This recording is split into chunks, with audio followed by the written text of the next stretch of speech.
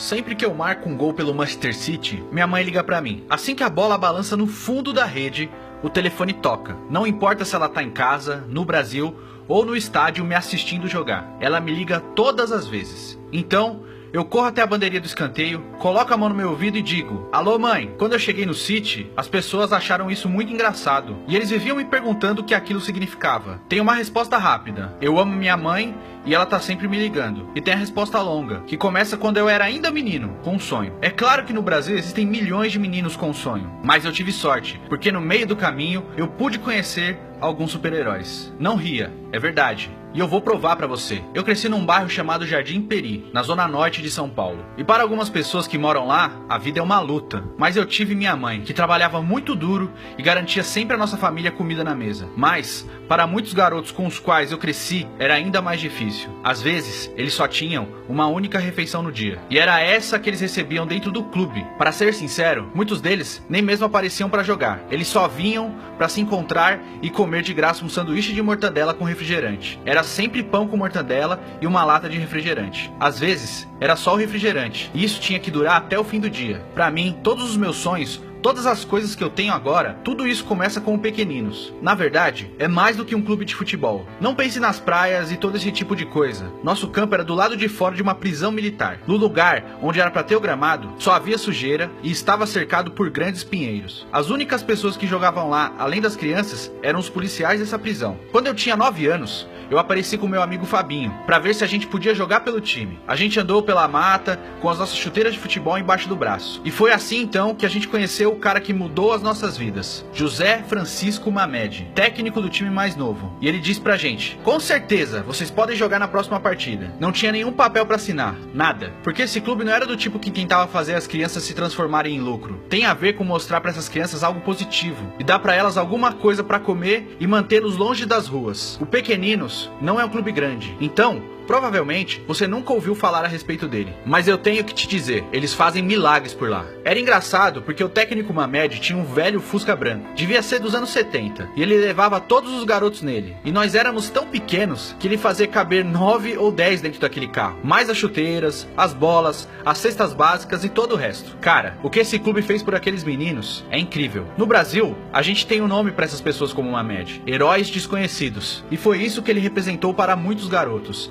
Ele e os outros técnicos do Pequeninos. Eles deram pra gente uma chance na vida. Pra mim, o amor pela bola era tudo. O treino pelo Pequeninos acontecia somente 2 vezes por semana. Então, se eu não tava lá, eu tava jogando pelas ruas do Jardim Peri. Às vezes, eu ficava jogando bola com os meus amigos até meia-noite. Depois, a gente ficava na rua conversando sobre as meninas e tirando um com a cara do outro até as 2 da manhã. Em casa, não tinha muita coisa pra fazer. Meu pai deixou a família logo depois que eu nasci. Então, minha mãe trabalhava todo santo dia pra sustentar eu e os meus irmãos. Ela era faxineira na cidade. E quando ela voltava pra casa no fim do dia, ela tinha que dividir a cama comigo e com os meus irmãos. Alguns garotos têm videogame. Eu tinha a bola e a minha imaginação. E foi legal, porque eu tive uma infância de verdade. Havia esses grandes torneios de futebol em que cada rua tinha um time. E o troféu era uma garrafa de refrigerante. Cara, era uma guerra por aquele refrigerante. É tudo que você tem, sabe? Na real, aquilo era mais importante pra gente do que uma Libertadores. Se você ganhou o título, você dividia a garrafa com seus amigos. E era diferente de tudo o que você já provou antes. Todo mundo podia dar um gole e passar pra frente. O troféu de refrigerante é 10 vezes melhor que a champanhe. 10 vezes melhor. Quando eu tinha 13 anos, aconteceu uma coisa que realmente me marcou. Nosso time, Pequeninos, entrou num campeonato importante em São Paulo. E cara, a gente era bom. Nos jogos das primeiras rodadas, a gente venceu clubes maiores por 12 ou 13 gols. Mas quando chegamos na final, a gente tinha pela frente a Portuguesa de Desportos, que é um clube profissional. A única razão pela qual clubes grandes entravam no campeonato é que eles podiam selecionar os jogadores dos times menores. E você sabe, é como nos filmes. A gente era o time pequeno que jogava do lado de fora da prisão. E eles eram do clube profissional, com equipamento e todo o resto. Mas os meus amigos e eu falamos assim: a gente vai ter que ganhar essa, cara. Deixa com a gente. Então, veio uma tempestade. Um dia antes do jogo, choveu tão forte que quando amanheceu, as pessoas estavam falando que talvez tinham que cancelar a partida. Na hora que demos o pontapé inicial, o campo todo era só lama, e esse dia foi louco. A gente começou a correr e caía pelo campo. Ninguém do nosso time conseguia ficar em pé. Mas, de alguma maneira, os jogadores da Portuguesa estavam bem. E eles ficavam em pé. É porque eles tinham chuteiras de trava de metal. Aquelas que você pode usar na chuva. As nossas chuteiras eram daquelas mais baratas, com travas de borracha. E elas estavam todas gastas. A gente não tinha dinheiro para comprar chuteiras mais caras. E eu me lembro, naquele momento, de pensar algo do tipo: isso não é justo, mas deixa quieto, a vida continua. Mesmo assim, a gente deu a vida para vencer aquele jogo, mas acabamos perdendo por 4-2. Eu nunca vou me esquecer de ver a Portuguesa comemorando com um troféu. Foi uma lição muito boa para mim. Futebol é como tudo na vida, não é justo. Então, você tem que dar um jeito, mesmo não parecendo justo. Foi uma lição perfeita, porque os próximos anos da minha vida seriam muito mais difíceis. No Brasil, se você tem o sonho de se tornar um jogador de futebol, você geralmente está na academia de um grande clube aos 12 ou 13 anos. Mas, por alguma razão, as coisas não estavam funcionando bem pra mim. Eu fiz um teste no São Paulo, e eles gostaram de mim. Mas então, eles me disseram que não poderiam me oferecer um quarto na academia do clube, que era muito longe da minha casa. Se eu fosse de ônibus pra lá todos os dias, eu teria que largar a minha escola. E minha mãe, certamente não ia aceitar isso. Ela era totalmente a favor da escola. Eu devo tudo pra minha mãe, principalmente nessa fase da minha vida. Porque muitos garotos no Brasil, quando são de origem mais humilde, têm que começar a trabalhar quando fazem 14 anos pra ajudar a família. Não dá pra só jogar futebol, tem que ir pra escola e trabalhar ao mesmo tempo.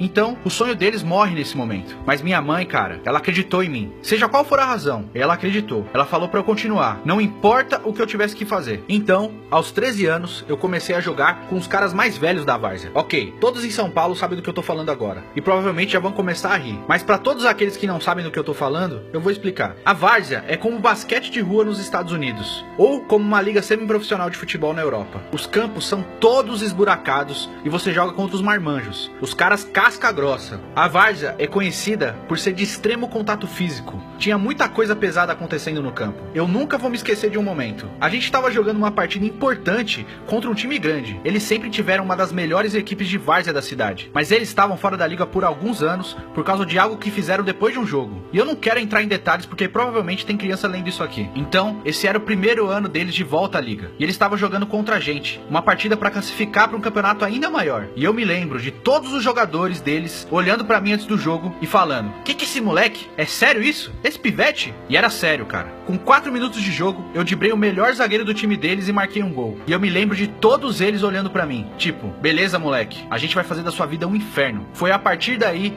que eles começaram a me bater todas as vezes que eu tocava na bola. Eles ficaram loucos, como se eles tivessem vindo atrás de mim só pra me machucar. Tinha um baixinho no meio campo do time deles que era conhecido por ser valentão. E ele ficava me falando: eu vou quebrar suas pernas, moleque. Se você tentar me driblar de novo, eu quebro as suas 2 pernas. Então, eu peguei a bola e driblei ele de novo. Foi como um lance na NBA. Quebrei a espinha dele, deixei ele no chão. Mais uma vez ele me olhou e me ameaçou. Parecia que ele ia me matar. Mas o que eu posso fazer? Quando eu tenho a bola nos pés, eu vivo um mundo diferente. Então, eu peguei a bola de novo e sem olhar dei uma assistência pro meu companheiro marcar um gol. A torcida que acompanhava aquele jogo tava doida, mas o jogo terminou 2-2. Mas a gente acabou vencendo na cobrança de pênaltis. E eles ficaram revoltados. No apito final, o valentão do time deles veio pra mim e disse: eu falei que ia quebrar suas 2 pernas, moleque. Eu te espero lá no estacionamento. Ele tava falando sério. Foi complicado. E eu me lembro de pensar: já era. Eu não posso sair daqui do jogo. Mas, por sorte, meus colegas de time me protegeram. Todos eles ficaram em volta de mim e me levaram até o estacionamento. Só assim eu consegui chegar em casa com segurança. Mas esse tá longe de ser o fim da minha história. No Natal do ano passado, eu fui pra casa ver minha família. E tive que ir ao banco pra resolver alguns problemas burocráticos. Fui pegar meu carro no estacionamento e o cara que cuida dos tickets no guichê me deu aquela olhada, como se ele me conhecesse. Ele devolveu o ticket, mas ainda tava me olhando. E falou: e aí, moleque? E eu fiquei olhando pra ele, tipo, não tava entendendo direito. E ele fala: lembra de mim? Da várzea, mano. Eu ia quebrar tuas pernas. E eu, caramba, meu Deus. Eu não sabia o que fazer. Então ele falou: cara, eu ia mesmo quebrar suas pernas aquele dia. Você acredita nisso? E eu tentando ficar tranquilo, tipo: que é isso, mano? Você não ia fazer isso não. Eu sei que você tava só zoando. Mas ele seguiu falando: não, mano, eu tô falando sério. Eu ia realmente quebrar suas pernas. E agora você tá jogando pelo meu time, mano. Eu te amo, cara. Eu não posso acreditar nisso. Você consegue imaginar se eu tivesse quebrado suas pernas? Aí a gente riu e eu acabei tirando uma foto com ele. Existe uma expressão no Brasil. É a única forma de descrever o que aconteceu comigo. Minha vida mudou da água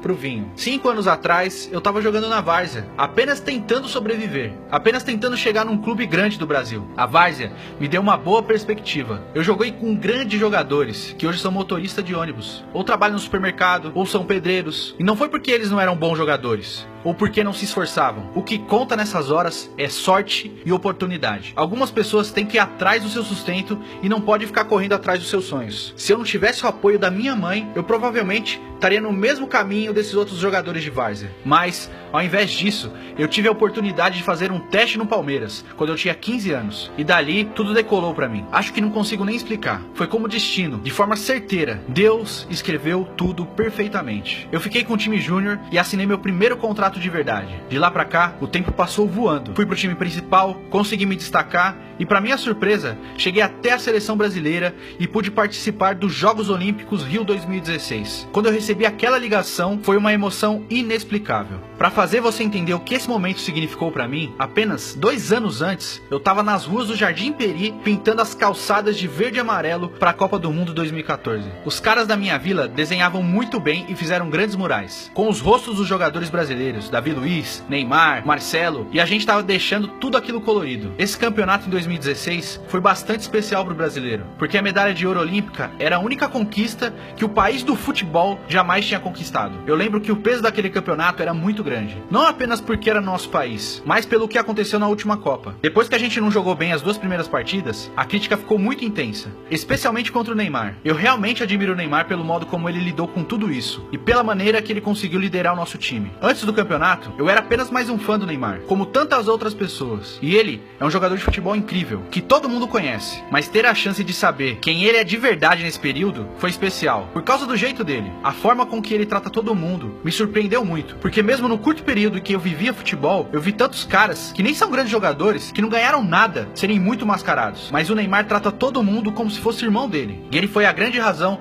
pela qual a gente foi capaz de se unir e ignorar a pressão e jogar um pro outro. Quando a gente ganhou aquela medalha de ouro, foi um momento incrível pro time e também pro país. Antes dos jogos, o Neymar fez uma tatuagem e eu me inspirei nele pra fazer a minha também, porque realmente diz tudo o que representa pra mim. Uma criança pequena que tá no pé do fundo de um morro, olhando pras favelas, segurando uma bola de futebol debaixo do braço e sonhando com o seu momento de glória. E não é somente eu, não é somente o Neymar, são muitos brasileiros. E é isso o que essa tatuagem significa pra gente. Eu sempre vou fazer de tudo pra estar jogando pela seleção brasileira. Eu sei que há muita disputa pra ver quem é convocado. E essa foi a grande razão pela qual eu decidi vir para o Manchester City. Eu sei que eu preciso continuar me desenvolvendo como jogador. Eu vou falar pra você, aqui é muito diferente do Brasil. Você não vê muito o sol. Cheguei a receber algumas ofertas pra jogar em outros clubes, de lugares mais quentes, por exemplo. Mas, pra mim, a decisão de vir para o Manchester City tinha um peso maior pra poder jogar sob o comando do Pep Guardiola. Essa é a minha primeira vez num país onde realmente é muito frio e eu não falo a língua. É um desafio ser compreendido e pode ser até solitário nesse momento. No entanto, quando o Guardiola me ligou, enquanto eu decidia para qual clube eu ia jogar, ele disse que estava contando comigo. E eu posso te dizer, cara, o Guardiola estava sendo muito verdadeiro. E no futebol, isso significa demais. Quando ele falou isso pra mim, eu não pensei 2 vezes. Minha decisão estava tomada. Era o City. Mas antes de eu ir para Manchester, eu tinha uma última coisa para fazer. Eu tinha que encerrar um capítulo na minha vida. Então, eu voltei pro campo onde o pequenino jogava, com as chuteiras debaixo do braço, como quando eu tinha 9 anos de idade. Mas dessa vez, um pouquinho diferente. Eu tinha 250 pares de chuteiras realmente boas pros moleques. Agora, quando qualquer um dos grandes clubes jogar contra pequeninos, num campo molhado, é melhor tomarem cuidado. Daqui em diante, não tem mais essa desculpa, sabe? Eu não vou mentir. Quando eu vim pro Manchester City pela primeira vez, eu me senti perdido. Minha mãe tava indo e vindo da Inglaterra pro Brasil. Era extremamente difícil ficar longe dela, porque ela é tudo na minha vida. Ela foi ao mesmo tempo pai e mãe pra mim quando eu tava crescendo. Eu me lembro que quando eu tava jogando pelo pequeninos, eu vi algumas crianças depois dos jogos com seus pais. E eu tava sozinho. Aquilo foi pesado demais pra mim. Me marcou. Mas agora, quando alguém pergunta do meu pai, eu digo que minha mãe é meu pai. Ela fez tudo por mim e pelos meus irmãos. Ela foi outra heroína desconhecida. Quando eu faço gol, mesmo quando ela não tá no estádio, eu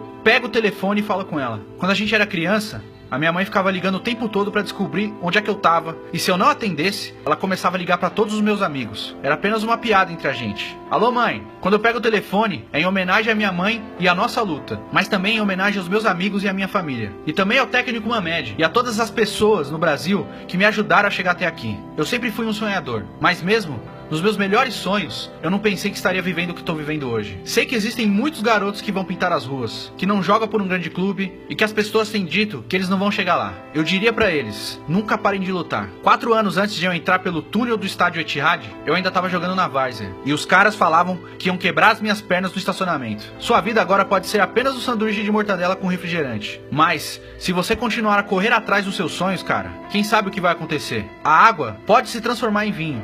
Então, para todas as crianças, se você chegou até aqui na minha história, eu tenho uma mensagem, e isso realmente é importante. Jamais pare de sonhar. Ah, e faça mais uma coisa por mim. Ligue para sua mãe, ela sente saudade de você.